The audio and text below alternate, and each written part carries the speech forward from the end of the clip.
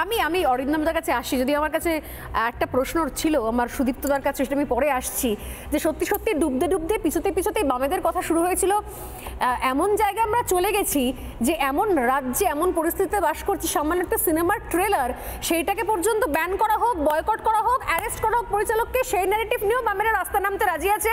শুধুমাত্র এই রাজ্যে ভুয়ো ভোটার, ভুতুড়ে ভোটার, এই রাজ্যের পরবর্তী প্রজন্মের শিক্ষা, সরকারি স্কুল, স্বাস্থ্য, এগুলো নিয়ে বামেদের কোনো দাবি দেওয়া নেই। সেখানে তৃণমূলে যে বামও তাই, তৃণমূলে চায় না এসআইআর হোক, বামও চায় না এসআইআর হোক, তৃণমূলে চায় না এনআরসি হোক, বামও চায় না এনআরসি হোক, তৃণমূলে চায় না সিএ, বামও চায় না সিএ। কি অদ্ভুত মিল! অথচ বাকি সবকিছুই তারা রাস্তা নামতে রাজি, সিনেমা পর্যন্ত বাদ যাচ্ছে না। এই বাংলা, ঋত্বিক ঘটকের বাংলা, সত্যজিৎ রায়ের বাংলা, এখানে সিনেমা পর্যন্ত বাদ যায় না। আমি এর উত্তরও নেব, এই নিয়ে আলোচনা করবো। তাদেরকে অরিন্দম দেখা যাচ্ছে, অরিন্দম দা কি বলবেন? মানে আমি যখন বলছিলাম যে তৃণমূল কংগ্রেসের মনে হয় স্লোগান চলছে ওই মগজ ধোলাইয়ের মতো, হীরক রাজার দেশের মতো, বোধহয় মাথায় ঢুকিয়ে দিয়েছে ডুবতে চাই তৃণমূল তাই। নরেন্দ্র মোদী বললেন যে বাঁচতে চাই বিজেপি তাই।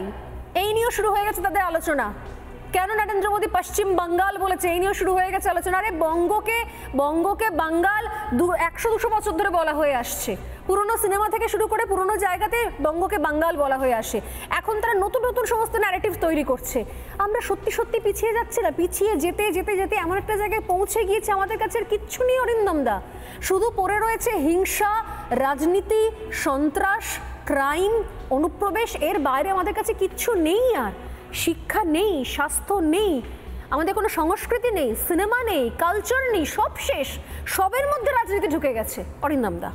সত্যি স্বর্ণালী ম্যাডাম, আপনি যে এক্সাম্পলগুলো দিলেন, ত্রাস, সন্ত্রাস ঘটনা, চুরি, ছিনতাই, মাতাল, সুপরিকল্পিত ডাকাতি, নারী নির্যাতন, বধূ নির্যাতন, অসহায় মায়ের চিৎকার এবং শিশুর হাহাকার ছাড়া আজ বাংলায় কিছু নেই।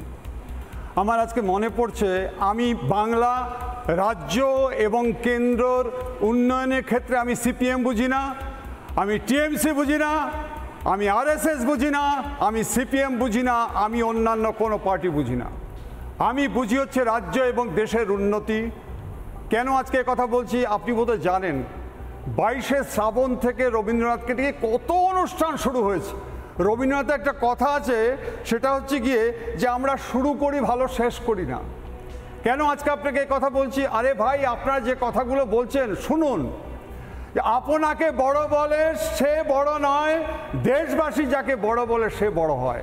আপনারা চিৎকার করলে, তবে ভাগ্য ভালো যে আপনি আজকে মেট্রো নিয়ে যে কথাগুলো আলোচনা হচ্ছে, খুব ভাগ্য ভালো। কি বলুন তো, চন্দ্রায়ন এবং মহাকাশ গগনযান ইসরো যেটা সাফল্য করেছে, তাদের নাকি শুরু করেছিল এরা, এটা বলেনি এখনো, এটা বাকি আছে।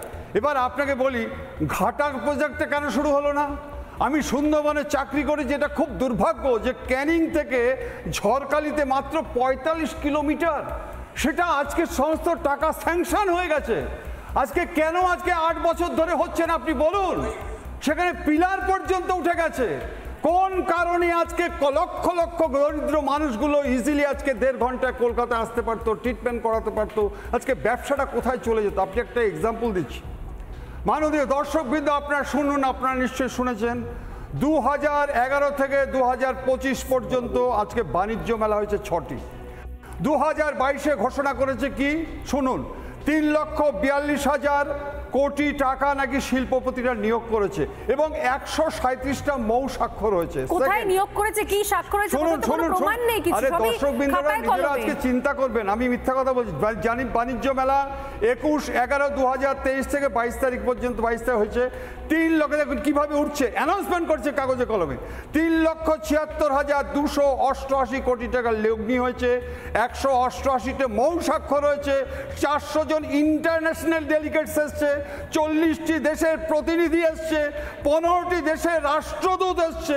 আপনি কি বলছেন? এবার আপনাকে বলি, ভয়ঙ্কর রিপোর্ট আপনাদের আজকে দিচ্ছি। রাজ্যসভায় গত 22/7/2025-এ রাজ্যসভা সংসদ, আমি শ্রদ্ধা জানাই ওনাকে, মিস্টার শ্রমিক ভট্টাচার্য, একটা প্রশ্ন করেছিল রাজ্যসভায়, লিখিত প্রশ্ন করে জানতে চেয়েছে যে পশ্চিমবঙ্গে 2011 থেকে এখন পর্যন্ত কত কোম্পানি বাংলা থেকে অন্য রাজ্যে চলে গেছে জানেন?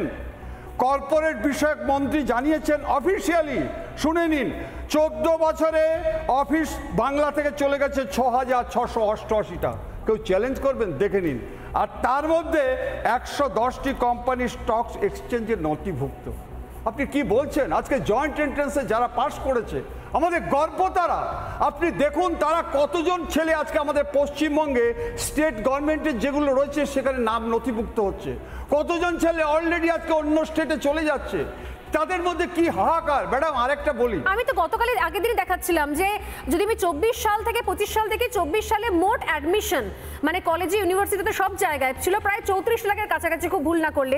এই বছর সেটা এসে দাঁড়িয়েছে 20 লাখ, মানে প্রায় 14 লাখ কম। এবং এই জয়েন্ট এন্ট্রান্সের রেজাল্টের পরও আপনারা খবর নিয়ে দেখুন, আমি যাদেরকে বলছি প্রত্যেকের বাড়ি বাড়িতে কথা বলে দেখুন, অনেকেই ভিন রাজ্যে ভর্তি হয়ে গিয়েছে। যাদের পরের দিকে র্যাঙ্ক তারা অপেক্ষা করেছিলেন তারা এখানে ভর্তি হচ্ছেন, কারণ কলেজে ভর্তিও বন্ধ হয়ে গিয়েছিল। কলেজে ভর্তিও বন্ধ হয়ে গিয়েছিল। আমাকে শেষ করতে দিন। প্লিজ শেষ করুন। প্লিজ শেষ করছি। দেখুন আজকে রাজ্যের উন্নতির জন্য কেরালা গভর্নমেন্টকে আপনারা অনেকেই জানেন, তারা আজকে কেন্দ্রীয় সরকারকে কোনো গুরুত্বই দেয় না, রাত দিন মানে সমালোচনা করে। কিন্তু দেখুন 4 মে 2025 মাননীয় প্রধানমন্ত্রী গিয়েছিলেন ওখানে, সমুদ্র বন্দর উদ্বোধন করার জন্য 5 থেকে 6 হাজার চাকরি পাবে বলে অ্যানাউন্সমেন্ট করেছে কে? আদানি গ্রুপ। উনি কোথায় থাকেন? গুজরাটি।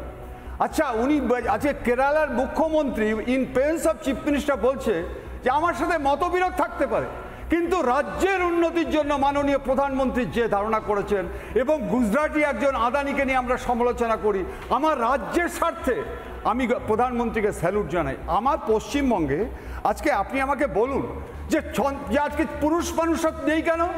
আপনি আমাকে এতে উত্তর দিন। সন্দেশখালিতে আজকে পুরুষ শূন্য হয়েছে কেন? তারা কোথায় গেল? মালদা মুর্শিদাবাদের দীর্ঘদিন ধরে আজকে ছেলেগুলো কোথায় যাচ্ছে? সব পরিযায়ী। আপনি বলুন, আপনি আমাকে এটা উত্তর দিন। আমরা কোথায় আজকে আছি?